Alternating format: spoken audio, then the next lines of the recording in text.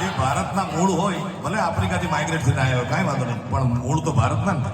તમારી પહેલી, બીજી, ત્રીજી, ચોથી, પાંચમી, છઠ્ઠી, આઠમી પેઢી મૂળ તો ભારત ને મારા બાપ.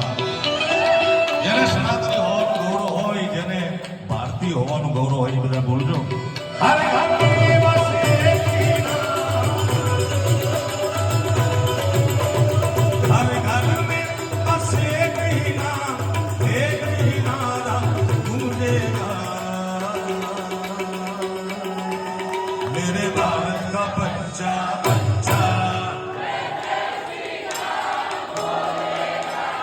लेस्टर का बच्चा